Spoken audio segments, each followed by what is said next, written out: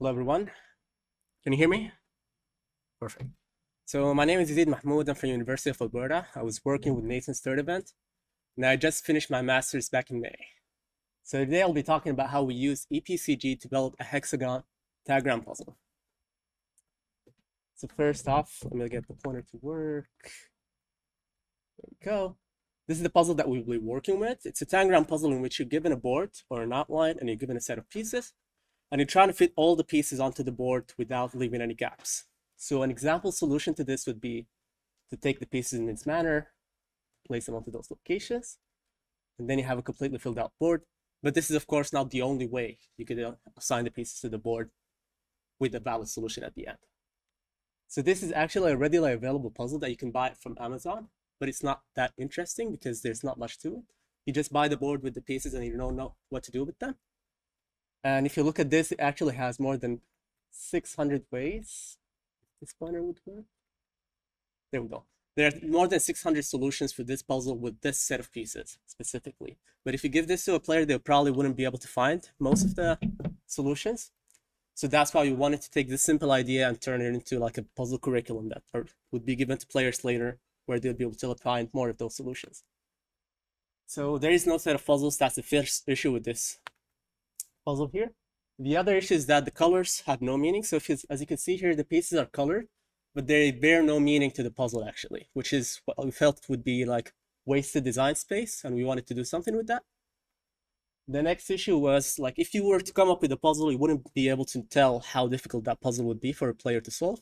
So let's say you were able to come up with a list of puzzles, but you would like the player to go through them progressively. You wouldn't be able to tell how hard a specific puzzle is.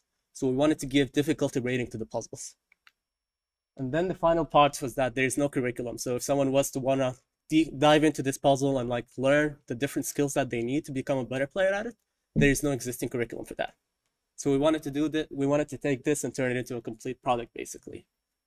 So what we did here was that we took a very basic game idea, which is this puzzle as in its initial state. Then we use EPCG to kind of turn it into a complete product, which is a physical puzzle plus the curriculum booklet. So what we did with EPCG is that we used it to determine the set of pieces to use with the puzzle or to ship with the puzzle. We also used it to define the constraints. So we wanted to define constraints which will play as mechanics later. We will explain what the constraints are. And we also wanted to apply progressive difficulty to the puzzles. So we wanted to assign a difficulty estimate to each puzzle and kind of like introduce them to the player progressively so that they don't quit just from playing the first one if they find it too hard. And then the next piece is that we wanted to take everything that we did and to kind of build a final curriculum for players to kind of learn how to go through this puzzle. So let's first explain what exhaustive PCG is. It's exhaustive procedural content generation, and it has two major components. So the first one is a generator, and it takes a design space and generates all the possible pieces of content for that design space. The second major component is an evaluator, which takes each piece of content and provides an evaluation for that piece of content based on a specific criteria by the designer. And then you as a designer would look at the pieces of content generated by EPCG and choose which ones to go for. So you would have a selection criteria in mind based on how the content was evaluated. So the process here involved three major stages, or as I like to call them, rounds of interaction with the EPCG. So you send the query to the EPCG, and then it provides a result. Then you send the next thing, and then it's just an iterative process until you reach your goal. So the three major stages were, the first one, we just wanted to define what the puzzle was. So how the board looks like and what pieces to go with it. After we came up with the list of pieces that we liked, we wanted to define constraints between the pieces and constraints between the pieces on the board, which we'll explore later. And then the third stage was just defining a curriculum. So we took everything that we did from the previous stages and we defined the final curriculum. Next, we have the board and the pieces. So this is the first stage. So first off, this puzzle, so this is the original puzzle. This is how it looked like. This was the final product that we built. And the puzzle is made of a board and a set of pieces. So this is how the board looks like. It's a set of tiles that are all triangular. And it's a huge hexagon shape. And then there's the pieces. The smallest piece is a trapezoid. And then the rest of the pieces look like this, which are all just two trapezoids in some formation if you look closely enough. And then as for the constraints, there were two types of constraints that we designed. The first were constraints between pieces on the board, which limit which locations on the board a specific piece can go to. And then the second type of constraints are between the pieces themselves. So you would say that those two pieces, for example, can touch an edge, can share an edge, but they cannot share a corner. And for the second one, we just assign colors to pieces and say, so blue pieces must not touch cyan pieces, for example. But how do we do the first one? So for the first one, we just since the pieces are physical, we assign either a bump or a hole to each triangle in each piece or each tile on each piece. So this is how the piece would look like. So the green thing is the piece and the board is at the bottom. So if you have a piece tile that has a hole and a board tile that has a bump, they would fit into each other nicely. But if they both have bumps, then they wouldn't fit. So because physically you won't be able to fit them. And then finally, if they both have holes, you'll be able to fit them just okay. As for the board, this is how it looks like. So we decided to keep one side completely unconstrained. So just to fill it out with holes. So you can put any piece anywhere. And the other side, we filled it with bumps in a specific pattern that we're going to see in a minute. So this is how the board looks like, or this is the 3D model of the board. So this is the clear side of the board. This is how it looks like. And this is the constraint side.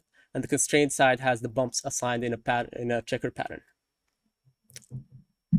As for the pieces, so this is how we assign the bumps to the pieces. These are the two faces. Each piece has two faces. So for example, for the hexagon piece, we decided to not assign any bumps to it.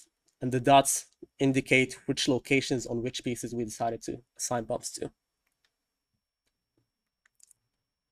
Let me try to move this. Not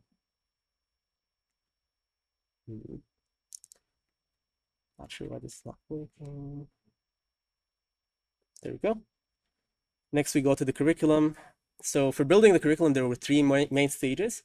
So we have our list of solutions with the constraints defined for them already. We wanted to generate a set of initial states for the player to get to that solution. So we took a list of solutions and we wanted to generate initial states that would be given to the player, which just initial stage is just like a set of pieces already placed on the board.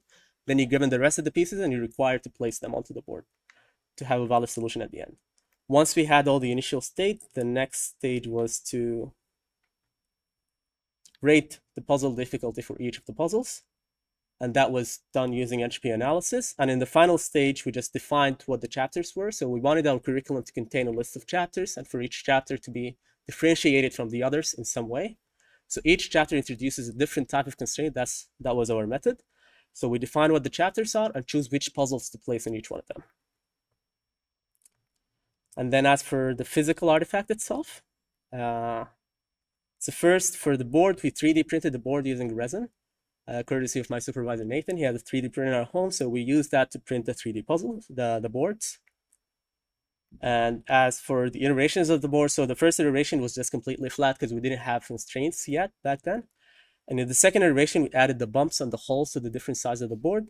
And in the third iteration, we just added a border around the board to kind of prevent the pieces from falling off when someone is like trying to move the board from one place or another. And as for the pieces, we also 3D printed them, which they came out from the top to the bottom in this cool way. And this was also done using the 3D printer at Nathan's basement. And then for the iterations, they also went through a similar type of iterations. In the first iteration, they were just completely flat, no bumps, nothing, no constraints. In the second iteration, we assigned holes and bumps to the pieces. And in the third one, we colored them to kind of indicate which pieces must touch which pieces. And we used alcoholic colors for that. And as for the curriculum, this is an example page from the curriculum. So this indicates the puzzle and which piece is placed initially. This indicates which piece is excluded. So the set of pieces that we give to the player has one extra piece always. So you must exclude one to reach the solution that we want you to reach. So for each puzzle, we have one piece that is excluded. And this is how we indicate that. And next, this is the difficulty of the puzzles on this page. So all of these puzzles are hard puzzles. This shows the constraints. So this tells you that cyan pieces must be sharing at least one edge. So you as a player must follow that rule to reach the solution that we want you to reach. And then finally, we have the board side, which tells you which side of the board to use, whether it's the unconstrained side or the one with the bumps that would constrain specific pieces into specific locations. And this is just the puzzle numbers on the page, just to kind of tell you if you want to go to the solution manual, that would make it easier for you to kind of reference. And this is it. Come later to our booth and we have the physical puzzle with us, so you can come and play with it. If you have any questions, just let me know.